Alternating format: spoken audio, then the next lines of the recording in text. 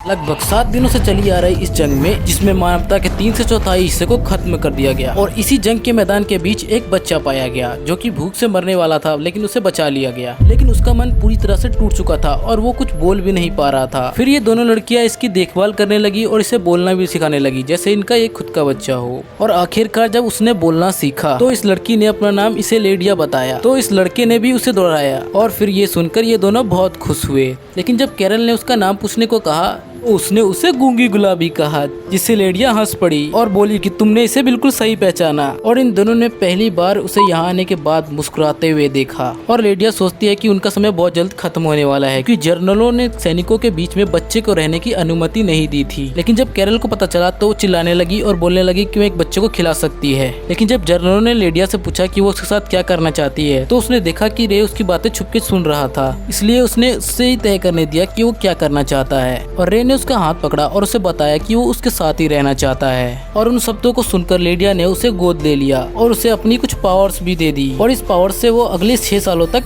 सेनाओं की मदद करते भी रहा। और उसके डैड हावर्ड ने उसे दुनिया का सबसे ताकतवर सोल्जर बनने की ट्रेनिंग भी देने स्टार्ट कर दी है। और हावर्ड ने रे से कहा कि वो उसके लिए अपनी जान भी दे सकता है। और आखिरकार यही हुआ। एक जंग के दौरान रे ने अपने डैड को अपनी आंखों के सामने मरते हुए देखा, जिससे वो पूरी तरह से टूट चुका था। और इतना ही नहीं, जब उसने मुड़ के अपनी मॉम की तरफ देखा तो वो भी खून में पूरी लथपथ थी, जिसे देखकर उसके अंदर की स्पिरिट पावर बाहर आ गई और उसके ओवरहिट स्पेल ने पूरी जगह को एक विशालकारी गुंबद में कैद कर लिया गया, जिससे उसकी मॉम तो बच गई लेकिन उसके डैड नहीं बच पाए। और उसी रात रे ने अपने डैड की कब्र पे ये कसम खाई कि जब तक वो जिंदा रहेगा वो अपने डैड को कभी नहीं भूलेगा। और 10 साल बाद अर्नोल एकेडमी के पहले दिन रे ने एक लड़की को गिरने से बचाया और रे ने उल्टा उसी से माफी मांगी, क्योंकि उसका पहला दिन था। फिर इस लड़की का चेहरा लाल हो जाता है और वो बोलती है, तुम माफी क्यों मांग रहे हो? तभी उसकी फ्रेंड उसे कहती है कि ये नया स्टूडेंट है, जिससे ये लड़की बेहोश होने का नाटक करती है। तभी वहाँ के सीनियर्स आते हैं और बोलते हैं, तुमने इस लड़की के साथ क्या किया? और रे का कॉलर पकड़ने लग जाता है, लेकिन रे साइड हो जाता है और वो दोबारा जैसे ही मारने की कोशिश करता है, वहाँ की एक सीनियर लड़की चिल्लाती है कि रुक जाओ, एमिलिया रोज है, जो 3 महान परिवारों में सबसे उच्च परिवार की लड़की है। इससे यहाँ के सीनियर्स भी डरते हैं, जिससे वो डर के वहाँ से चले जाते हैं। फिर एमिलिया रोज रे को एकेडमी में आने के लिए वेलकम करती है और उसे कहती है कि अगर तुम्हें कोई भी परेशान करे तो मुझे बता देना।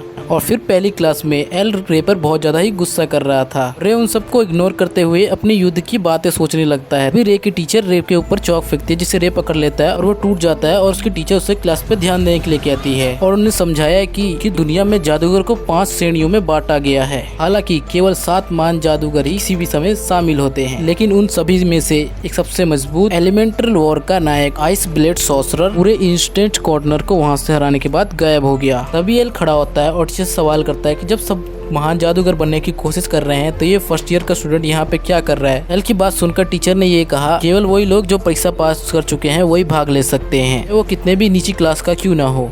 और फिर एग्जाम स्टार्ट होता है और टीचर उन्हें अपने मैजिक से क्रिस्टल गुलाब का गुच्छा बना के दिखाती है और उन्हें बताती है कि गुलाब जादू के अनमोल तत्व थे। तभी ये लड़की टीचर से सवाल करती है, आपने इसको बनाने में एंटी मटेरियल कोर का इस्तेमाल किया है? उसकी टीचर कहती है कि दुनिया में कोई भी एंटी मटेरियल कोर का इस्तेमाल नहीं कर सकता है।